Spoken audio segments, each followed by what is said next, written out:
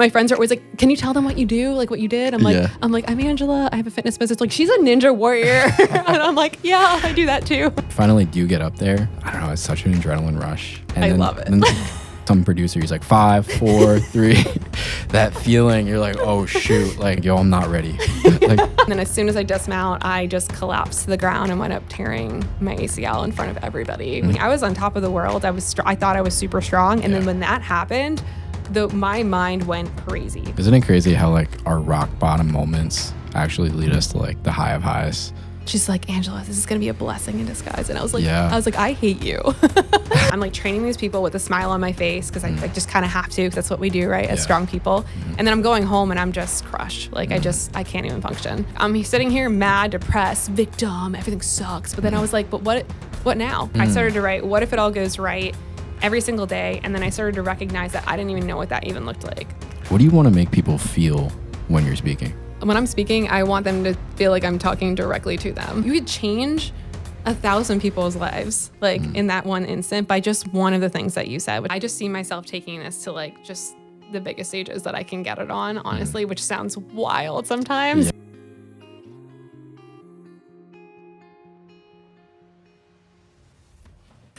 Anyway, we got Angela Gargano. Did I say that right? Gargano, but it's okay. Oh man, I feel like everybody does that. Everyone, literally everyone. Yeah. It's fine. So we competed in American Ninja Warrior season 10 and maybe 11 as well. Maybe season 10. Yeah, season 10, season 11. I mean, I've done a bunch of other ones, but I don't know if you've done any other ones. Yeah. So I think, man, this was like 2018, I think. This was like 7 years ago. So wild. It's kind of crazy. It's kind of crazy. So you're a 6-time American Ninja Warrior. You're a keynote speaker, kind of like motivational speaker. You do this pull-up program for women to get women to get to do their first pull-up. Yep. What else do you do? I was on 3 fitness covers, which was pretty cool. Okay. I was Miss Fitness America 2016. Let's go.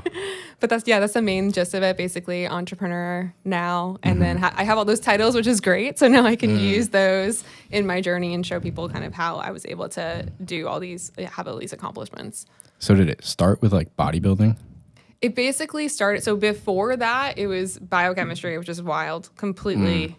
Doesn't correlate at all. Doesn't correlate at all. So at first I was a biochemist, and then as I was doing the biochemistry, it's so funny, I was actually writing this down today.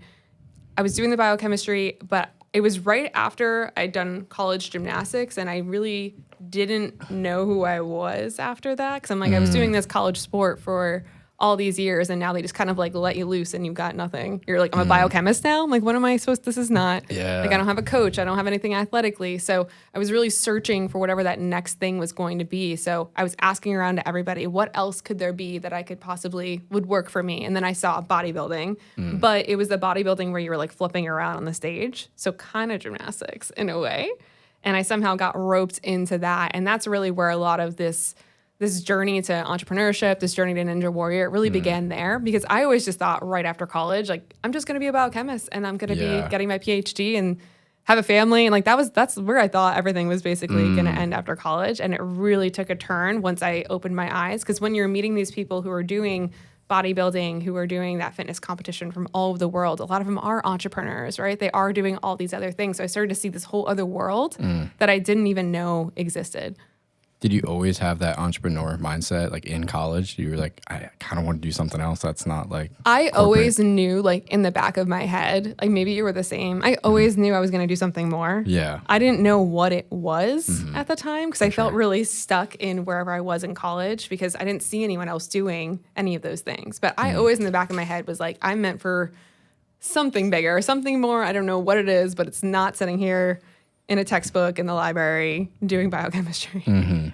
So what led you to, you said you were on like magazine covers, stuff like that. How did that come about? Yeah, so when I got into the fitness competition world, I started seeing a lot of those girls on these fitness covers. So then I was like, I want to do this. I'm like, I want to be one of those girls on the cover. I don't know why. I just wanted to be. So I did the funniest thing. This is when this was maybe 2016.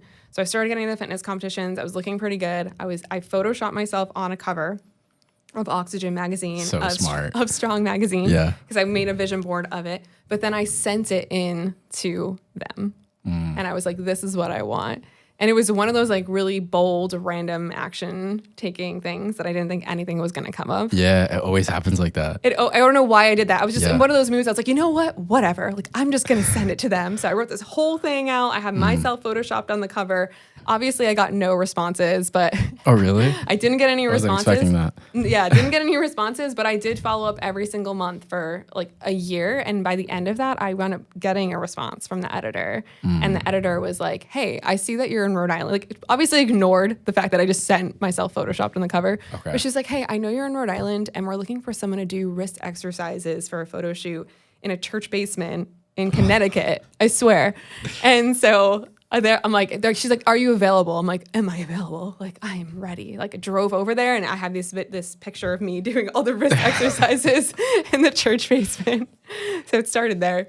Okay. Well, what was the next step after that? Like, you go from doing wrist exercises in the basement to being on the magazine. Like, how does that happen? I mean, it was, what I thought was very interesting was that was a large gap to when I actually find I'm getting like huge spreads in the magazine. What wound up happening was I got really close to the editor and I was learning more about even, publications in general. And at the time, Oxygen didn't have even a studio, like it didn't have a place. It was just remote. So this woman's just like doing this on her own. Like in my head, I'm thinking when I think magazines, I'm thinking they're in like Hearst Tower, like women's health, and they're doing all these things. But it was just this woman who's a mom working in the magazine. And I realized that she didn't have any resources, no photographers, no models. She was always searching for people. So I actually became the person who was helping her because I was like, I have all those resources. So I helped her get a photographer. I would help her get models. I would help her get makeup artists. And I kind of just, and I was doing that all for free just to help her. And then after a while, it started to evolve. And then, somehow here and there would be like, oh, do you want to be in it? Yeah. And you don't get paid. Like I didn't get paid for like any of those. I only got paid for like the last one I did. But yeah, so I just basically became very resourceful and just established a relationship with her. Yeah, it seems like you learn like the ins and outs of like every single operation. So then you could understand it, then you could work your way to the top. Exactly. And I kind of put that aside after that. I was like, okay, like I'm not even going to try and get a cover because I saw what was put into it. A lot of them were paid. They might have been like covers that were paid by a sponsorship from a protein powder or something along those lines. So I'm like, how am I going to get on the cover? Like I don't have a protein powder like backing me. So I'm like, you know what? I'm just going to get myself and all my friends. I would bring all my friends with me. Like I'm like, oh, she'd be perfect for it. She'd be perfect for it. So my friends, of course, are freaking out. Like, you got me in Oxygen magazine. I'm like, yeah. Let's go. Yeah. So how did you end up getting on the cover? So the cover actually wound up happening. So we can go back to Ninja Warrior for a second. So season 10, I think, were you there when I got hurt? Yeah. Oh, okay. That was like the season. That was like I think when we met. Yeah. So I get on to season 10 of American Ninja Warrior. I was on season 7 before that, accidentally. Like randomly I just put in a video one day. I had no idea. I never watched the show. I had no idea what it was. Accidentally got in the show. And just like we were talking about before, I didn't know how to ninja at all. So I'm literally going onto Facebook being like, does anyone know how to ninja? Can you please help me? I've got 2 weeks. I'm going to Pittsburgh.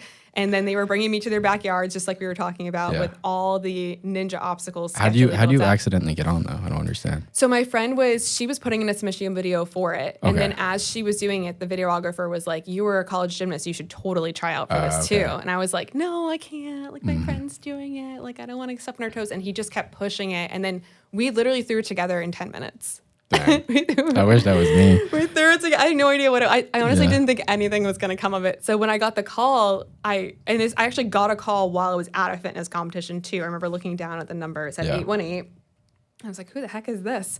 And then I pick it up and it was Peter. Peter. We miss Peter. Love Peter. No, I feel like no one believes me when I say that. That the voicemail was literally, you're accepted. He would do. Did he ever do anything funny for you? I mean, it was a pretty like I literally got the call for American Ninja Warrior at my dad's funeral. Oh my goodness. So it was a little different. That's a way different vibe. Way different. Different vibe. He didn't do any of those weird. I don't know. I don't remember. Yeah. He always. So if anyone is listening, like Peter was the producer, right? We'll call him that. Casting director, whatever it might be. Yeah. But what I love so much about him is that he would always do like ridiculous things to announce that you got on it. So that voice that like I was talking about, that was the voicemail. It was like, you've been accepted and you've got 2. I'm like, is this real? What is happening? So I had 2 weeks to learn how to ninja. I'm like doing ninja in people's backyards, just trying to figure it out, get there. I'm obsessed with it. And then I tried to get on again for 2 more years. I put in more videos, but I put effort into the videos. Didn't get on. And then finally got on for season 10. But I was like very ready. At this point, I had now done a bunch of the ninja leagues. I was like in the ninja, like I was out and ninjaing now. Yeah. So get on the course. And this is when I met Zach. And yeah, I'm flying through it. Like I don't know. I was so confident. I felt absolutely amazing. I get to this obstacle called the wing nuts, which is like a side to side swinging obstacle. And it was interesting because I remember being up there and being like, this is so much easier than the ones that we had at the gyms you were doing. It was like, I could have literally touched the next thing. So I'm like flowing through this. I'm looking at my coach, Jordan. Do you remember Jordan Thurston? Yeah. Jordan's like right in front of me. He's like, wow. He's like, you're going to do this. Yeah. And then as soon as I dismount, I just collapsed to the ground and went up tearing my ACL in front of everybody, which was like fully, of course, I have all the footage. So I'm like carried off the course. Yeah. But yeah, what was wild about this was... Welcome to the Podcast House. We're located in Franklin, Tennessee. We're a fully done-for-you podcast studio where you come in, talk, and we take care of everything else. Podcast House is operated by podcasters and filmmakers. Podcast House is for anybody who has a vision for a message that they want to get out there. Some people, they just always wanted a podcast. They see people like Joe Rogan and George Janko and Chris Willix, and they're like, I want to be like that. And Podcast House gives you an opportunity to become like those guys, to give you a platform, to give you a voice, to share your story. So we record the full podcast, we offer editing, we offer short form content, we offer YouTube thumbnails, pretty much anything that you can think of in the podcasting realm, we offer. We've worked with people that literally just get started with their podcast, and then we've also worked with celebrities like Michael Chandler and Haley Welsh and Caitlin Bristow. It's changing the narrative of what podcast studios are. When you come in here, it's a homey vibe. It doesn't feel like you're in a studio, but you are in a studio at the same time. It's quite literally a home. It's a home remade into a podcast studio. Podcast House is all about taking the headache out of podcasting and giving people a platform for their story and their voice to be heard.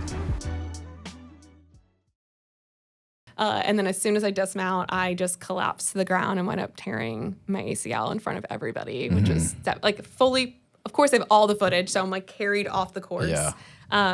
But yeah, what was wild about this was, and going back to the magazine cover, is that I went through my whole entire rehab comeback, and then it wasn't until 2023. So it's like about like the time I photoshopped myself in 2016, and then 2023, I finally got a call from the editor being like, we have a cover for you. And this was now after I'd torn my ACL, after I'd had my next year comeback. So it was actually really powerful because the person on the cover, I feel like was so much more, there was so much more to her. Like the other one would have been like, cool, another fitness girl on the cover. This was like, okay, no, she did ninja, came back from it. Like, there's a lot of things that she did to get here. You think you would have got on the cover if you didn't tear your ACL? I mean, there's no knowing. Yeah, I mean, right? Maybe not. I mean, they basically use a lot. I mean, of it's a my ninja crazy stuff in story, there. right? It's a crazy story, but it's also so much more meaningful, right? For because sure.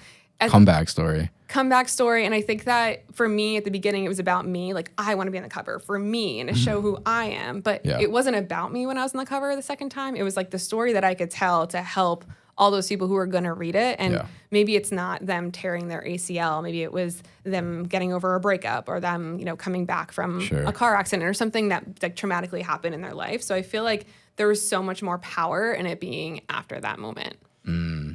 You think people are like drawn to you because of like your personality, like you're very bright, very talkative, like that kind of thing?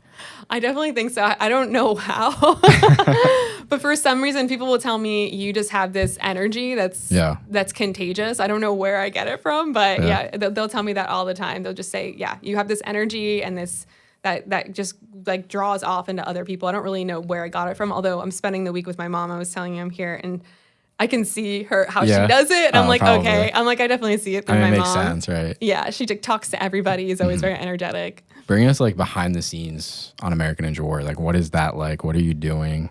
Reality TV, like, what is that like? Because they only see the course. Yeah, it's so fun. Yeah. I feel like we had such a good time. For sure. And that's like part of the reason I even did it more so. But I thought what was really fascinating about Ninja when I first got there was that I didn't know it was filmed overnight. Yeah. I had no idea. So I'm there. I'm like, what are you talking about? We have to meet at 7. And then you don't know if you're going to run till like... 4 a.m. Yeah. Or maybe not, because maybe something happened on the course that night. And Right. you got to run the next day, or it Yeah, rained exactly. or something. There was always like chaotic stuff that happened there. So yeah, it was filmed overnight. So I thought that was pretty wild. We don't know what the obstacles are, but we would spy on the obstacles being built, and then people in local gyms would make sketchy replicas. Well, actually, they made some really good replicas. Oh yeah, Louis Mosso is the best at it. He made the most insane replica of, remember what The those? cones? The cones. The cones, like how? Cones. Like so fast. It was I like have the a hardest video thing of to that make. somewhere. It was Yeah. he made the, I don't know how this guy did it, but within 48 hours, Yeah, Had I don't get it. had a full version set up in Yeah. a gym. We're all like going through it. Like and trying totally it. legit, yeah. It was like the most sketchy obstacle on the course too. Like we needed practice. I definitely whacked my head on that one, but Yeah, I fell on that too the yeah. first night, but I was the 30th competitor, so I was like right on the line. So Oh I my just goodness. made it. Yeah, I feel like that season. I feel like nobody made it through that one that night, basically. People did. It was like, it really wasn't that hard, but like I don't know. I you don't know. just- For a little girl like me, it was. Yeah, it was, that's true. That's yeah. true. So I think that's really fascinating about Ninja, and then also the fact that we're basically just backstage. They put us like in a room, Mm-hmm. or I think we do have a screen. Sometimes we'd have a screen. Sometimes we wouldn't have a screen. We're all Yeah. just like hanging out in sleeping bags or whatever. Yeah, we sometimes need to. it's super cold. I mean, it's at night. It's freezing. I mean, I feel like April was kind of like normally the time we would do it. yeah. Bunch of like little snacks, little pretzels that you can snack on. And when we first did it, they didn't pay. So No. they didn't pay us to go. So we had to fly ourselves there, get there. And then, I mean, after COVID and stuff, they wound up paying for, the hotel rooms and stuff like that, because they had it to like test us and stuff Right. like that. But it will never be the same, Yeah. because those moments of us all being back there was sure. just so fun. Yeah, I remember like going like when you're about to get on the course and you're like 5 away, and like that feeling that you start to get, and then when you finally do get up there, like it's such an adrenaline rush. And I then, love it. and then you hear the beeps on the show, like when you're watching it, but like you don't hear those beeps. It's just some producer. He's like 5, 4, 3. That feeling, you're like, oh shoot, like, and then like you kind of just stand there for like, because you don't have to go at 1. You can kind of go like whenever you want to, kind of. Yeah. So you kind of just like stand there and like, okay, I guess I'll go. And It is really awkward when you first have to go, because you're like, wait, I it need a is. second. Yeah, I know. I'm like, yo, I'm not ready. Like, let me get a second take on this. And you're Like, always like, I just don't want to fall in this first one. I I feel like know. that's the biggest. Like once I get through the first one, I'm feeling a lot better. Yeah. But I'm like, I don't want to be the person who falls in the first one. I know. You almost have like, if you want to be really good at it, you have to have like the mindset, be like, no, like I'm getting through this whole thing. Like you kind of have to go through like, because I feel like everybody goes through that where it's like, yeah, I just don't want to fall in the first obstacle. But like, if you really want to be like a winner, like you have to be like, I'm gonna get through the whole thing like easy. Yeah, I don't know It's what so I was. hard to get there though. I don't know what I was thinking. Like when for the night I was flying through it before I got hurt, I just remember I was on the sidelines doing tons of sprints. Like I was sprinting back and forth. Yeah. And then I got onto the stage and I was like amped. Yeah. And I was like ready to go. But yeah, man, it's so fun going through each obstacle and the landings, and it's so funny too because like it's the furthest and the fastest, so you can technically kind of take some extra time in the middle if you don't want to just like run through the entire thing. So Exactly. I remember sometimes I'd be like sitting before the next obstacle and like trying to give myself a breath. They'd be like, "You gotta go," and I'm like, "Do I have to go?" I wonder what happens if you don't go. Like, do they just like disqualify you? I've never seen it before. I'm like, are they really like? Yeah. They maybe they'll get like more irritated about it, but I feel like they're not gonna like disqualify. I mean, I Yeah. don't know. I feel like I've never seen anybody actually get disqualified for that. Like, just kidding. Like, Yeah. you're done. Do you ever meet any like rude people that were like in charge of the show, like behind the scenes, like interviewing you? So I have a pretty interesting experience. Wait, I want to hear that experience. Yeah. I know, honestly, I don't feel like anyone was really rude to me. I just, before, it's like the night before, right? We do B-roll. So Yeah. basically, since it's reality TV, but it's always really funny because they basically sometimes tell you what to say. So Yeah. like you'll go through your story, they'll be like, can you say that again? Yeah. Can you say it again? Can you say it like this? And you're like, okay. There's like 10 people in the room with like 4 cameras on you with like light, kind of like this, but like Yeah. way more interrogation style. Wait, what was yours? Yeah, so this was after the course. This was season 11, my second season. And like I just got done with the course. I went out the obstacle after the salmon ladder. Actually, nobody got through it. Yeah. So then I'm like still wet. They're like, yo, you want to do your interview now? And then I had to like walk all the way like a mile to like this hotel. Wait, I did that too. Yeah, and I'm like, I'm still wet. I'm still like pumped up on adrenaline. And then like they sat me down in the interview chair, and it was just one girl interviewing me. And I sat there for like 20 minutes in silence, and she was just like looking at her phone. I'm just like, yo, I'm like ready to go. And she was just so rude. Wait, I remember that same girl because Yeah. I got through that night, same thing, because I went through finals. I didn't get it to the same ladder, but I got past the little cone situation, and then I fell on like this, like, I don't know what the last thing that I fell on was. Like the crank it up. It was crank it up. Yeah. And then they did the same thing. They were like, I'm like soaked. They're like, you need to come get interviewed right now. And I was like, okay, like same thing. But they were super pissed because nobody was making it through. Yeah. Remember? I don't remember what it was either the obstacle you were on. It was like the or- Angry Birds. It was the Angry Yeah. Birds. These producers were pissed. They're like, nobody's getting through this. Like, Yeah. what kind of story are we gonna have? Like, so they Adam were mad. ruined it because Adam's like he like he used to be my business partner, but he's like super good, and he wasn't on the show, but he was one of the testers, but he was like probably the strongest one there, Yeah. and so he got through the entire thing. So they're like, oh yeah, people will definitely get through, but no one got through. It was so bad, and it's Yeah. so interesting for anyone who doesn't know, and I don't know. They will at some point like change things Yeah. if it's not working For because sure. it's a TV show. So they Yeah. will they can be like, this obstacle is too hard. I think they literally, there was times where they were stopping, I think, trying to make it easier. I ran stage 2 in Vegas 2 times. Nobody would ever know that because Yeah. like they'll make even the obstacle with the cones, like they on night 2 on finals, they put it closer. Yeah, people Because- are failing. They just put it closer. They just And put it if closer. you fell, like you're screwed. Like, Yeah. you don't get a Well, some people. Yeah, who knows? Yeah, Depending on if they like the person or they want that person. Yeah. There was definitely times, I don't have like For sure. specific ones in my head right now, but I we don't remember have this. specific names. Yeah, Joe but- Morawski.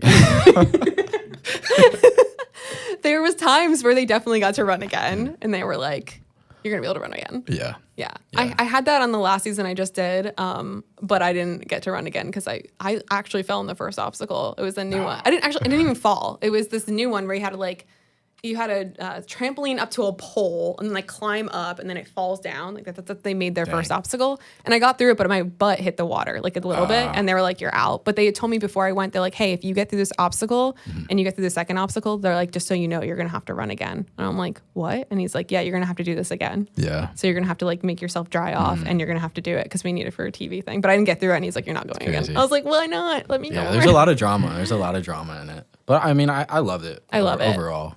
Yeah. I just think it's interesting because people don't see that side of it. Yeah. Yeah. And again, it's like also a reminder, it's like 3 a.m. Yeah. Like while we're doing It's reality TV. It's 3 a.m. Yeah. Yeah. Yeah, I haven't seen the show in years, actually. I don't even know what's going on anymore. So like I said, I just competed last year or the year before. I don't know why I did because I knew I was done. But I was like, I guess one more time. Like, Yeah, why not? why not? But yeah, it's super weird now. The obstacles are definitely changed. And now on night 2, instead of you just running a longer course, they have you race like That's exciting. I like that. a 16-year-old though. So I was. Oh, yeah, they're all young now. I was The young like- ones took over. But I think that's like, this is nothing against them, but I don't think it's not as fun. Yeah. I think it was more fun when it was just normal people who were like trying to do it. It's not fair anymore, honestly. It's not. It's all they do. It's like an Olympic sport. I'm like, I'm out. Exactly. It's like gymnastics, because like when you're like 16, 17 in gymnastics, you're at like your peak. Yeah. And it's just like that because you don't get injured anymore. Like there's a certain fear thing. You don't have like responsibilities. You don't have to Yeah. like pay your bills. I don't know. Exactly. You're lighter, you recover faster. Exactly. Yeah, it's definitely built for, I would say, like 15 to 20. Like that's the sure. sweet spot for sure. I would definitely say that for sure. Yeah. So after American Ninja Warrior, what did you end up doing? You're an entrepreneur now. You're like an online coach. Did Ninja Warrior lead you into that? So basically it did. So after I got on American Ninja Warrior, I wound up quitting that biochemistry job. And then it first started off in a gymnastics gym where I was just teaching the adults of the kids I was coaching like fitness classes. I was just doing fitness classes with them. And then it's so funny because I was going to write about the story the other day because no one really knows this. There was a time where I was doing these fitness classes and this is when I quit that job, right? So I don't really have a lot of money coming in. I don't really know what I'm doing. I didn't know this was going to be like a business thing. Sure. And all of a sudden, there's like one person showing up to the class every day, every time for like a couple months. And I was like, what did I do? What did I say? I was like, why? I'm like, why did I quit my job? I'm like going to be so Dang. screwed. And then all of Yeah. a sudden, like that person brought another person and another person. Then all of a sudden I had a huge class. Oh, wow. And then I got to the point where something happened with the place that I was at. And I was like, I have to get a gym. So I actually opened a gym like randomly Oh, that's good. In New York? in Rhode Island. Rhode Island. In Rhode Island. Oh, wow. Yeah. So I had a gym for a little while because I just kind of thought that's what I was supposed to do. Again, Yeah. didn't also realize like this is now going to be an entrepreneur journey. I just like I went from fitness trainer to like now I'm going to like they don't tell you all the other stuff that comes with that. Like you got to do taxes, like accounting. When you own a gym, you got to like clean it. It's like a whole thing. I had you to hire people. So I had that gym for a little while. And then after I tore my ACL, because I had the gym when I tore my ACL, I was like, I hate this gym. I do not want to own this gym. And I feel so bad. I have all these people here. So I had the courage then, because I'm like, I'm already down now. Might as well just knock it all out of the park. Yeah, so, I hear that. Yeah. So I just shut it down and then immediately took a course with somebody who was talking about online coaching. This is before like Instagram was like that cool. So people didn't really understand like online coaching then. So I took a whole class on it, moved back in with my dad in New Jersey, lived in his basement. Let's go. That's where all the great stories start. You love that, right? Yeah. And then that's when the online stuff started happening. And it was really because also I had a big following, a following that was growing because when I was coming back from the ACL, I was posting that whole entire journey. So now there's people on there. So originally, a lot of the people I was coaching were people who had ACL injuries, who I was now helping them work around it physically to get through it. But that's basically how the online piece of that started. It was just like, I kind of was just trying to figure out what the next thing could be. And you were just teaching people fitness in general? Yeah, it was really just like, let me help you get stronger, or let me help. I think for a while I had on my page, I was like ACL something expert. So I would basically, most of the times people I was getting were, they just wanted to get stronger on their injury. So like I would help them just do workouts. So you did have a niche. I basically had a niche with the ACL stuff for a little while. How do you work into the pull-up program? The pull-up program happened because, I'm trying to think of exactly what happened. So I was commuting into the city every single day from New Jersey to just like be with the best of the best in the field out there, like just learn from the best fitness people, the best experts and stuff like that. And then I wound up having to teach a class for Women's Health magazine. And I wound up meeting Liz Plosser, who's the editor-in-chief of it. And she was like, Angela, I love that you're a ninja. I just want to get a pull-up. And I was like, okay. She's like, and just, this is very New York City pace. I need it in 14 days. She's like, is it possible? And I was like, honestly, like it is possible. Like you could absolutely get your pull-up, but you're gonna have to work. Like it's not just gonna be when we're in the gym. You're gonna have to do stuff outside the gym to get it. Are you down for that? She's like, I'm in. So she showed up. We did 3 days a week. I'm like commuting into the city at 4 a.m. to train her, by the way. 4 a.m. to train her so that I can do her those 3 days. I'm writing her stuff online. And then she started posting her journey. And then more and more women were like, oh my goodness, like this is such an amazing journey. Wow. She wound up getting her pull-up actually in 12 days. And then again, more and more people kept asking me about it. And what I started to realize when I researched online, that there was no course or no program specifically made for women by a woman to help them get their pull-up. And if you ask any woman, honestly, you might have heard it from just around you, or someone might have heard it even if you're listening to this now, but most women are like, I want to pull up. Yeah. It's like one thing they really, really want. So I was like, all right, you know what? I was like, we're just going to go all in because I'm really good at getting people their pull-up. And it started right from there. How many pull-ups can you do?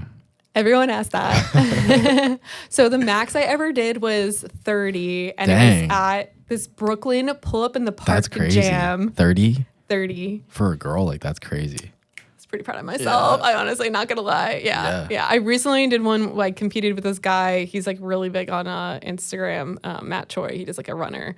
And I think I did like 20, which that was like without, I have not been ditching or anything. Yeah. So I was proud of 20. Yeah, 20 is good. Yeah. So how do you get your first pull-up if you're a girl? Yeah, I feel like the biggest misconception about getting the pull-up as a girl is they think that I need to use the assisted pull-up band. That's like the first thing people do is like throw themselves on the assisted pull-up band. Okay. So don't do that.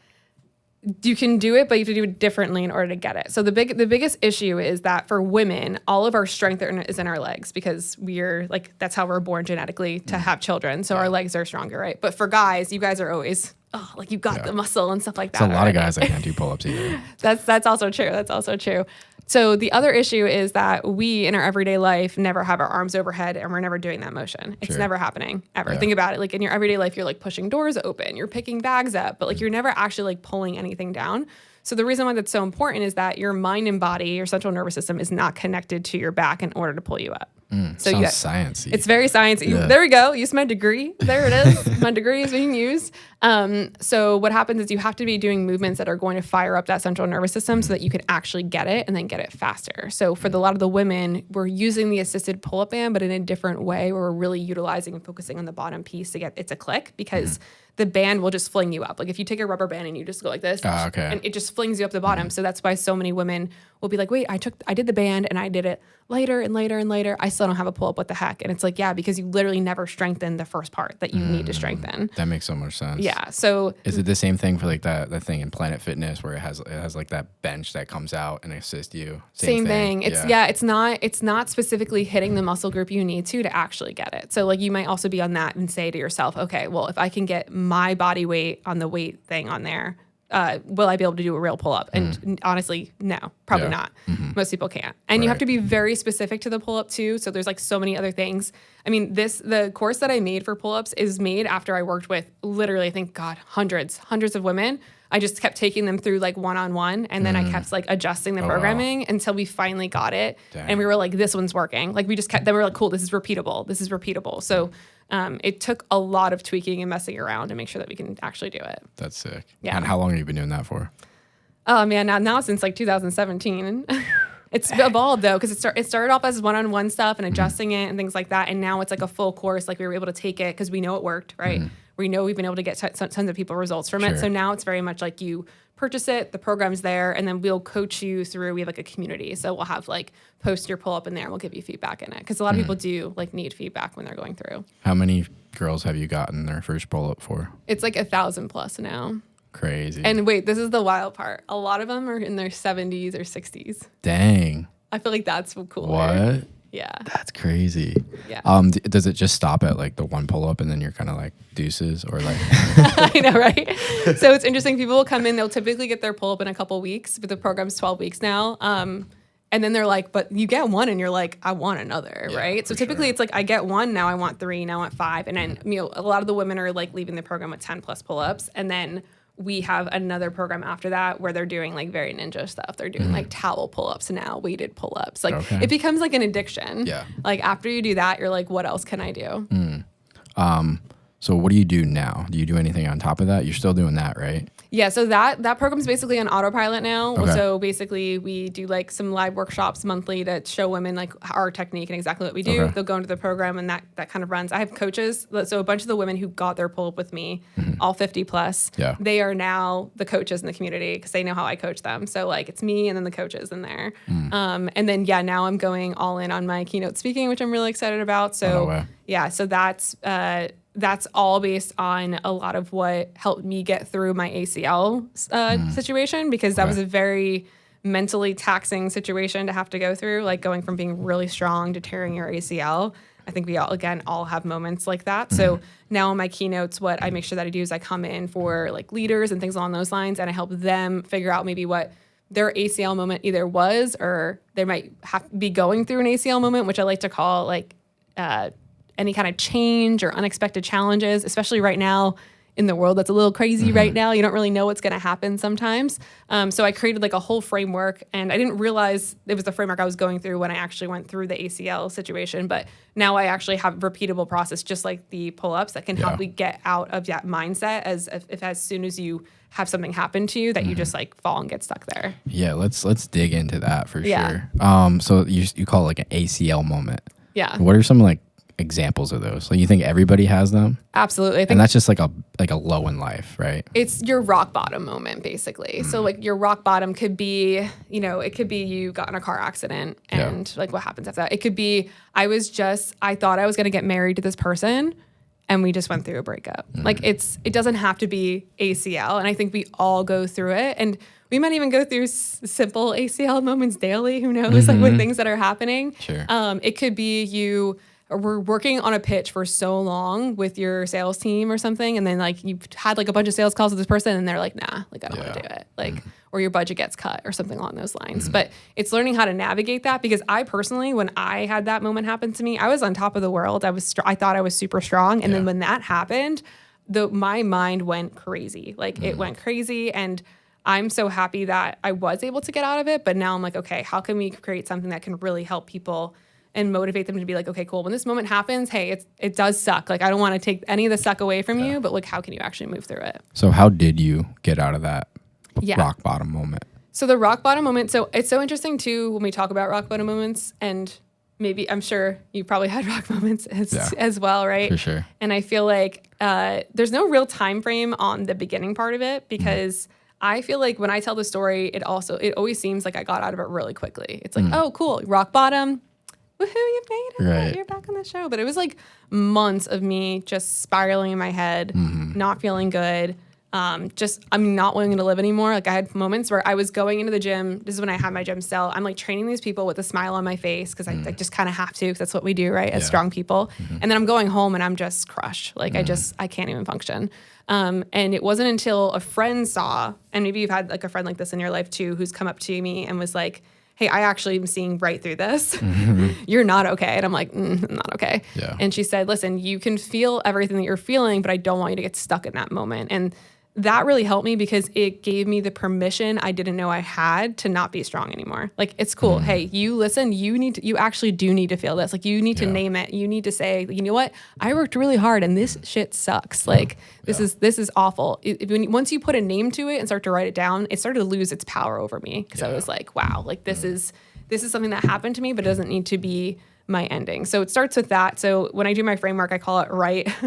It's just kind of fit in that way. But it's recognizing and feeling. Like allowing yourself to actually give yourself the moment that you need to feel it. But then when she said, do not get stuck there, it made me realize that I need to put a deadline to this. Because you ever see people who are just basically stuck in the same cycle for like a year. You're like, like, this friend is literally telling me the same thing that they've told me and you're not doing anything about it. So when you say to yourself, you know what, I'm going to allow myself, give myself permission to, I don't know, go cry it out, go hit a wall, I don't know, whatever you need to do.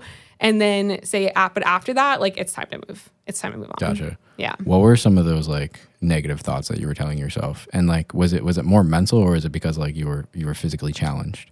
I feel like the physical stuff wasn't the main part at all. Yeah. It was absolutely everything in my head. I mean, there was just thoughts of, again, I don't want to live anymore. Like, if I'm going to keep doing all these things and doing everything right, you know, if I'm going to do everything right and this is how it's going to turn out, what's the point? Like, what's the point of doing this? I was thinking, like, why has this stuff always happened to me? Like, very victim mentality. Victim mentality of just wondering, again, why couldn't I have just gotten through the course and competed the next day? Like, I did all the stuff that I needed to do. I showed up when it was hard. Yeah. What would you say, like, got you through that or who got you through that? That friend definitely helped me. So having that support of that one friend. Yeah.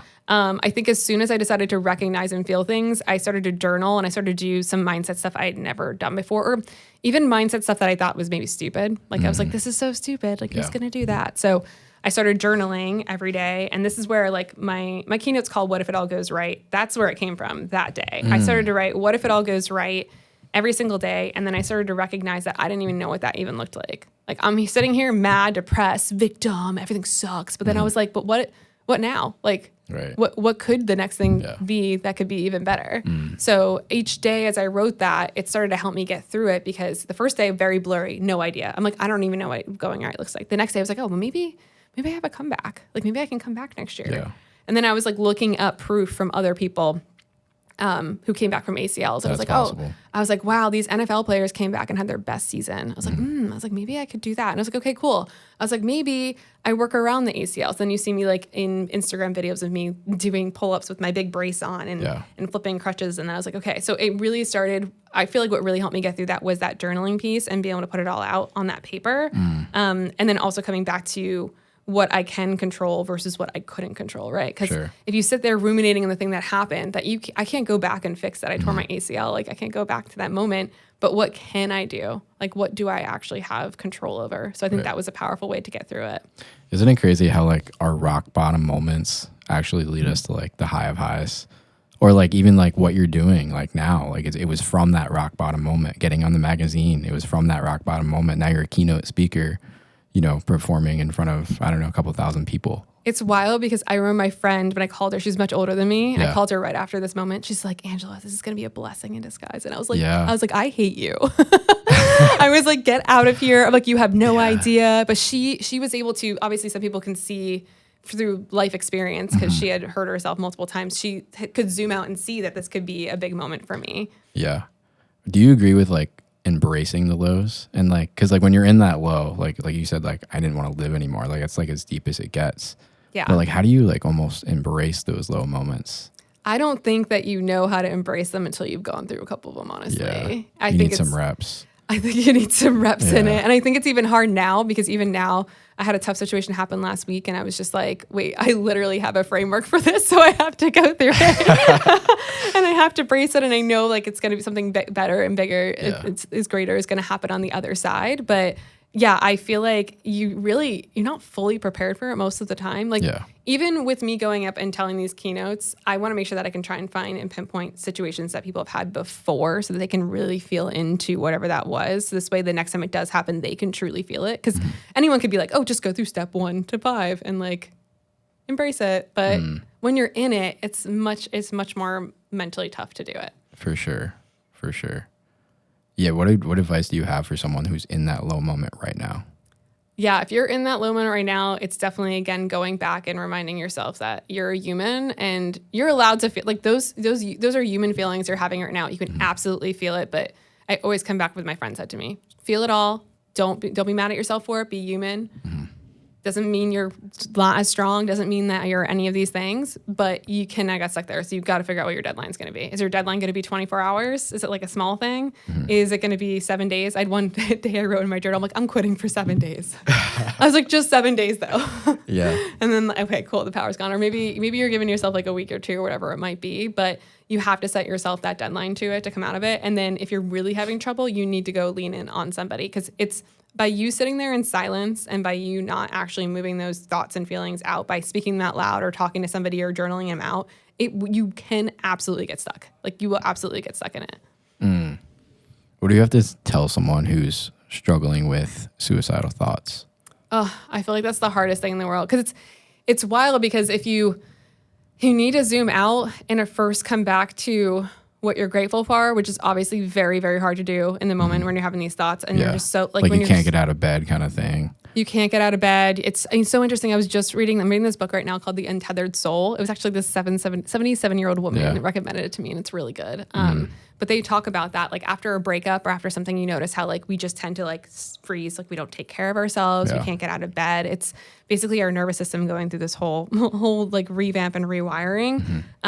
So yeah, I mean, I would definitely say like no matter what with that, like see if you can lean on somebody, write it down. Don't be scared to tell somebody that maybe is what you're feeling because it's much more common than you think. And once you do, it is. And once you do say it again, it really starts to lose its power because you start to ask yourself, like, is that thought even true? So a great exercise that you can do is you can write down that thought, like just write it on a piece of paper, like whatever crazy thought it is. Okay. Then ask yourself, is that true?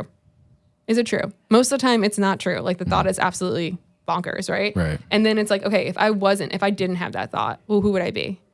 How can I get rid of it? So you can go through those 3 pieces. I feel like that helps me like come through it all. Because once you see it on the paper, you're like, that's dumb. You're like, I have a great life. I've got a roof over my head. I've got my dog. I've got the things that I do have. But it can be very easy, like I said, when you're in that suicidal loop to do that. And again, always reach out to somebody, get the help. There's help out there. Like it's so much more common than people talk about for people to have those thoughts. Yeah, you got to bring it to light. Yeah. Where do you think those thoughts come from?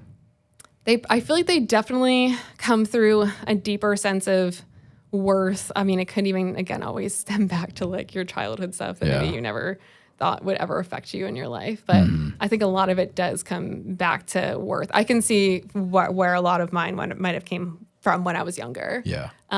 So a lot of times you have to kind of go all the way back and be like, oh, wow, I remember that I was conditioned in this moment to feel maybe worthless or whatever that might be. What do you believe spiritually? Like, do you believe in a higher power? I believe it's interesting. I don't know if I believe in like God per se. I mean, I'm not saying that's like, I'm not ruling it out, but I definitely think there's something else. If it's a universe or spiritual or something, I definitely think that there's something universally that there is a higher power.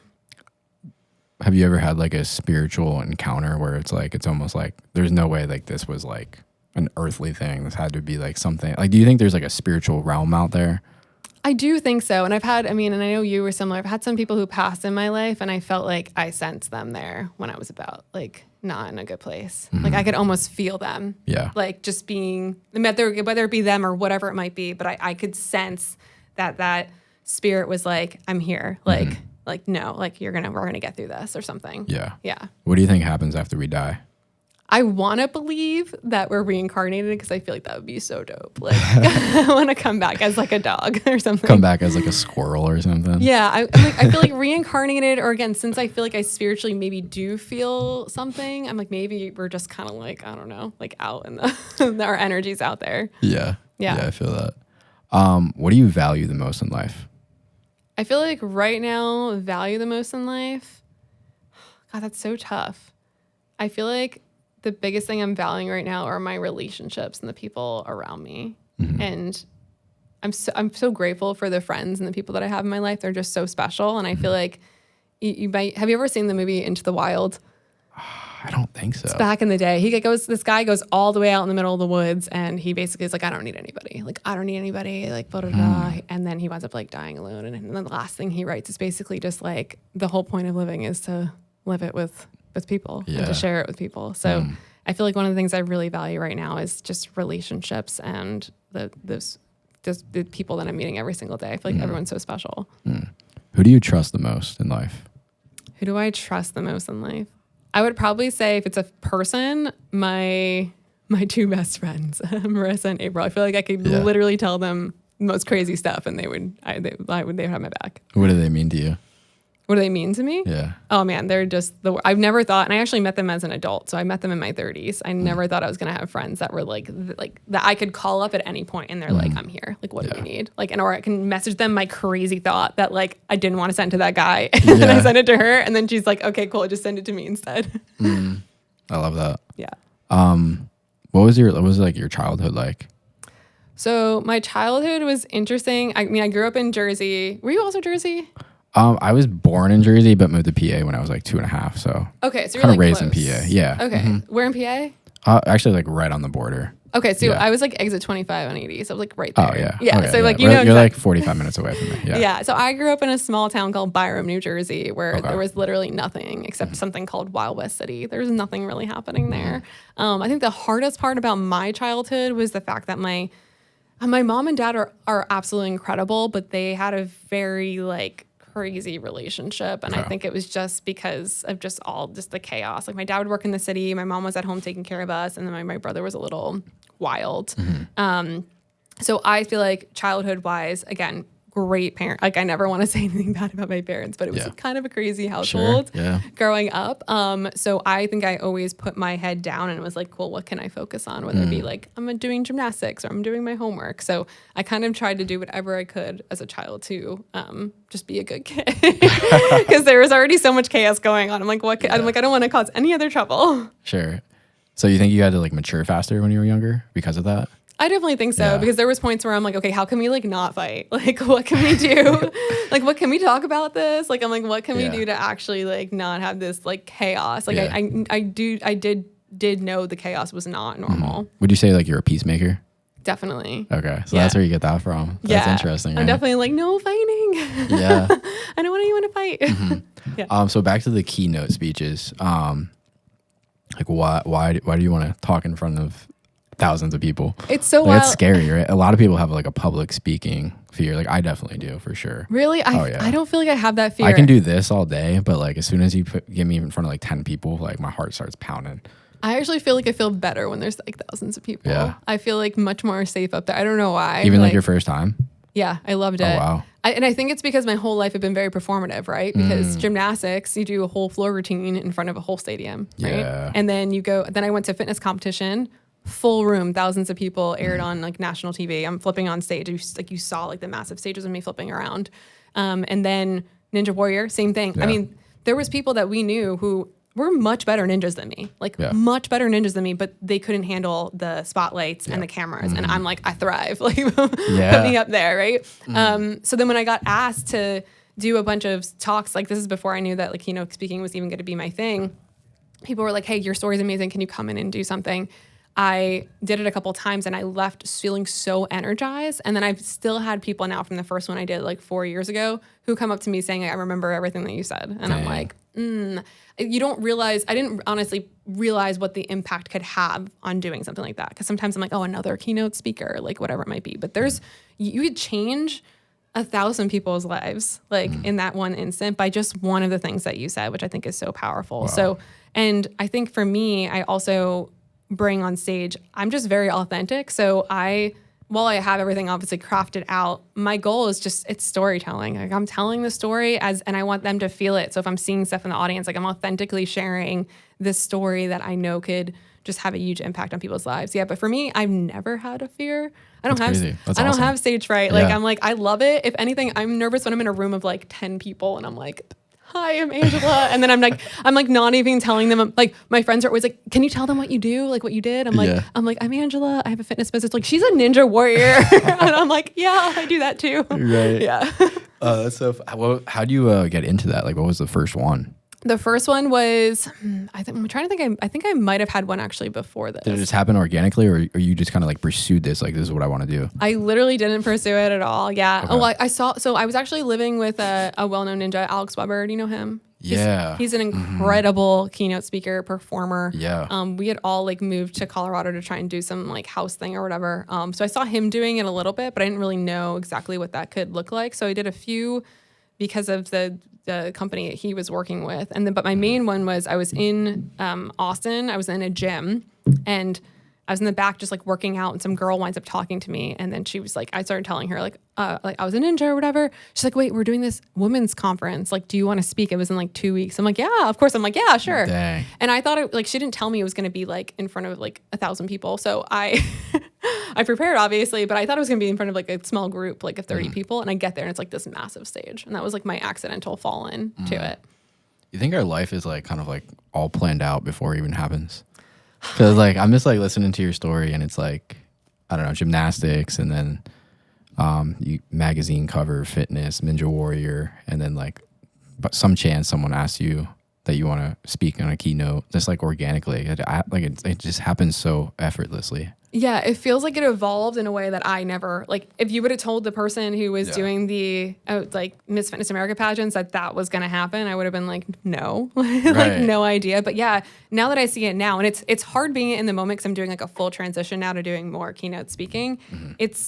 It's hard to go through that whole entire process. But then when I looked back on it, I'm like, it all makes sense. Like, all the skills that I had building up were skills that were now transferable into exactly what I'm going to be doing now. And now I get to take that journey. Like before I was living the journey, right? Now I get to like take the journey and use that journey. So it felt kind of nice because especially when I was like, I'm not going to do Ninja Warrior anymore. I don't know how you felt after you decided not to do it, but it felt kind of weird. Yeah. And now I'm like, okay, but I get it now. I'm not supposed to be doing Ninja anymore. Like it's the next thing that has to happen. What do you want to make people feel when you're speaking? When I'm speaking, I want them to feel like I'm talking directly to them. Like that I can see the stuff that they maybe have never projected to anybody in their entire life. Right. Like that it's been in there, but maybe they've been too silently trying to be strong about that. And I want them to leave just feeling so energized and so ready to actually take action on one thing. I never want my keynotes to be like, you're so inspired for like that hour and then you go home and you're just doing the same thing. It's like, I want you to leave so energized that you're going to just take one small action that's going to hopefully change the trajectory of whatever it is that you're doing. So obviously it's different for like everybody, but what do you think are like some of the main takeaways that people get from your keynote speech? Yeah, I feel like the main takeaways are knowing that the breakdowns lead to the breakthroughs.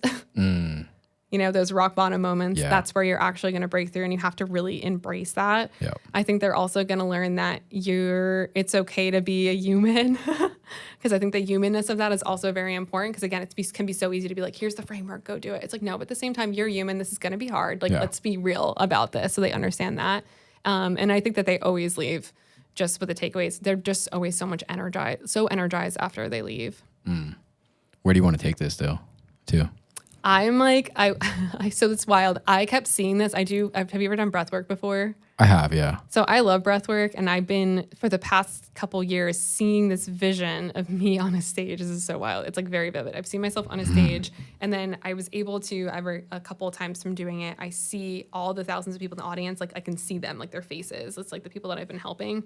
So yeah, I just see myself taking this to like just the biggest stages that I can get it on, honestly, which sounds wild sometimes when I say it, but I just see that like I can have a huge impact and be that authentic voice. What do you think you have to do to get there?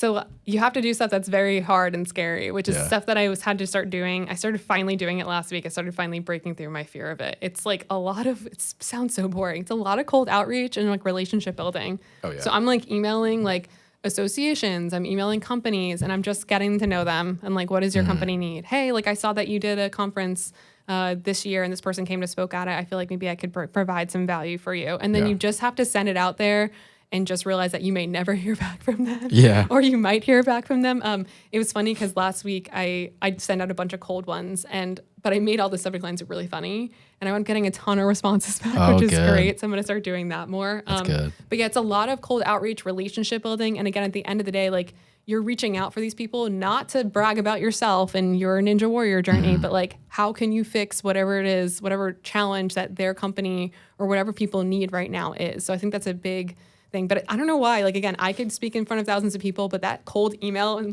clicking send, I was like freaking out. I mean, because you probably get rejected 98% of the time, if not more. I think it's like, I want to try and get 30 gigs this year, and I have to probably send out like 300 something emails. Supposedly. Yeah, it makes sense. Yeah. I'm That's like, crazy. the math like kind of makes sense, but it's like, I don't know why it's so scary, because it's like, just click send, Angela. Yeah. What's like the dream lifestyle for you? Are you living it right now?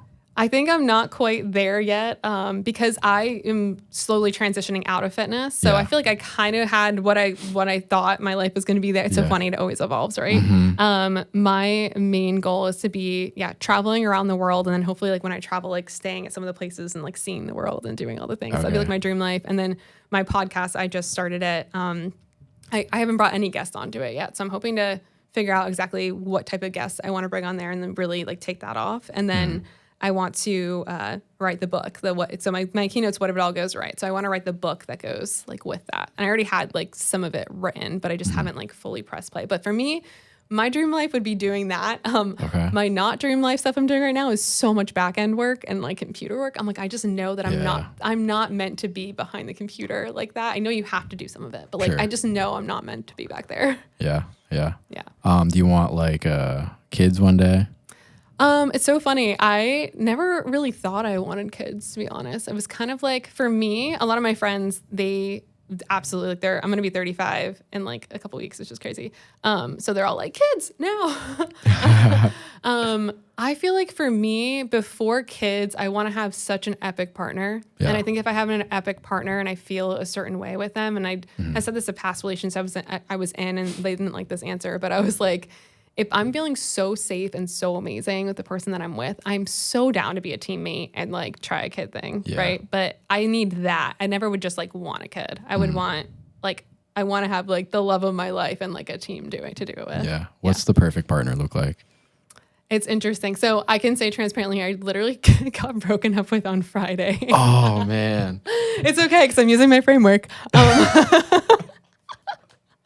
My poor mom, she was like, are you okay? I'm like, not really, but it's fine. It was super unexpected. I honestly, he was the first person I actually in a very long time like pictured like a true life with. But there was like some things in there or whatever. Yeah, I'm sorry. No, don't be sorry. Yeah. So, but I was going through because I have a list of like the things that I would love to have like in a partner. And I think that's so important to get like super clear on what you want, because it's very easy to get like settle, get caught up in like, oh, this is so great, this person's doing this and that, to not look back and be like, wait, no, what are their values? Like, what are certain things and things along those lines? So, I mean, I have a whole list on my phone of exactly what I feel like the perfect partner is. But a huge piece of that is like, you should feel so safe, so seen. Your nervous system, this is what I've been reading a lot lately, your nervous system should feel very calm and very good around the person. So there's a lot of times where I was with this person where I was just like always a little like nervous. And I don't know if I was nervous because I was scared, like what if I fall too deep and then I get hurt or whatever it might be. But when I reflect on it now, it was like now my nervous system was telling me there's like something not quite clicking, because that person should make you feel so safe and so seen and so like, oh yeah, like whatever you need, and it should feel like very easy. Very much like it's so funny. Sometimes I reflect on like my two best friends, my girlfriends, and I'm like, if you were guys, that would be perfect. That's so good. Yeah. Cool. Anything else you want to talk about? No, I mean, I feel like we went through so much today. Yeah, we totally did. Yeah. Cool. Where can people find you? What do you want to shout out? You still got that pull-up thing going on? Yeah, so you can find me on Instagram at Angela_Gargano. And then if you want to book me to speak, I have all my speaking topics and everything about speaking on www.angela-gargano.com/speaking. Okay. My podcast is /podcast. So if you want to listen to it on there. And then Cool. for pull-ups, it's /pull-up. So you can see the whole pull-up program and stuff like that in there. Cool. One more question. Say if you were dying on your deathbed, all your family and your friends were surrounding you, and you had like one more message to tell them, what would you tell them? Oh man, dying on my deathbed and I have one more message to tell them. That is so tough. I think maybe don't take any moment for granted, right? Because I think that what I'm realizing a lot right now is like I want to be very present in the moment. So always being fully present with your moments that you're having, like right there, right then, not being in the past in your head or in the future, but like just be present in every single moment that you have. This is the Right Now show. Right so now. There we go. Right let's now. go. Cool. It was great having you on. Thanks so much for having me. Yeah, for sure. All right, we're out. Let's go. That was good. And then you come out and you're like, Yeah. Sometimes it feels that way. I went through like 3 lifetimes on there. We covered so much. like so many Yeah. lifetimes.